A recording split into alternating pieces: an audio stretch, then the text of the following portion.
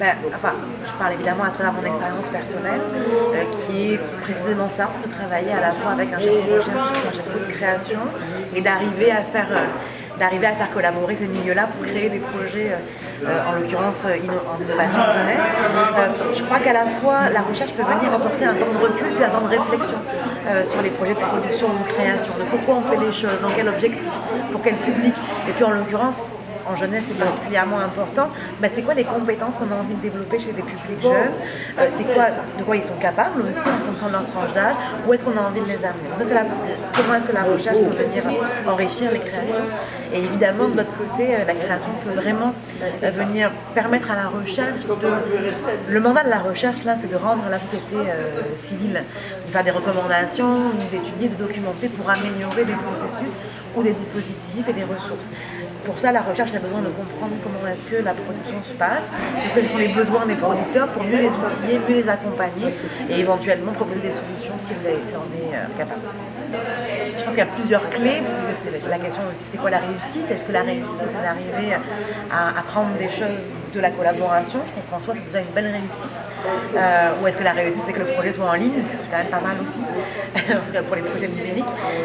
Je pense que la clé, c'est un projet qui a réussi à permettre à la recherche d'aller chercher des choses intéressantes, des données, que ce soit sur le processus de production lui-même, sur la manière dont les publics s'en emparent ou autre. Et c'est un projet qui a permis à la création de ne pas s'épuiser à travailler avec la recherche. La grosse difficulté, ça n'a pas trop été dans mon cas parce qu'on travaille avec un chef de recherche très dynamique, très agile, mais pour avoir mené des entrevues avec le laboratoire de l'édition en France, qui a pour mission d'accompagner des jeunes structures en édition jeunesse et autres. Eux, ils ont eu plusieurs cas de jeunes entreprises qui se sont cassés la gueule parce que les temps de recherche, les temps de financement dans la recherche, puis les temps de travail dans la recherche ont fait qu'une start-up, si en 6 mois ça se développe pas, là, ça s'effondre. En fait. Alors qu'en recherche, on a des temps beaucoup plus longs. Je pense que la clé, c'est d'arriver à faire des compromis pour que tout le monde s'y trouve. Et surtout qu'on arrive à accorder nos violons sur les chronologies de production, les équipes impliquées et les objectifs du projet. Et je pense que la recherche a aussi un bout à faire sur lâcher prise sur certains éléments pour que le projet se réalise tout simplement. Puis je pense que le numérique permet par exemple pour le lecteur de rentrer, de s'immerger peut-être un peu plus dans le narratif. C'est ça qui vient changer. Je pense que surtout ce qui change et ce qui est intéressant, c'est plutôt tout ce qui est découvrabilité, diffusion, c'est d'universaliser le contenu, de permettre aussi à l'usager, à l'internaute de devenir lui-même créateur facilement. Aujourd'hui, avec un téléphone cellulaire, on est capable de filmer, de prendre du très bon son, de prendre de très bonnes photos, d'écrire, d'avoir accès à des blogs en ligne qui nous permettent de raconter des histoires, voire quasiment, si on est un peu fortuné et qu'on a la dernière version du iPad, créer de la réalité augmentée.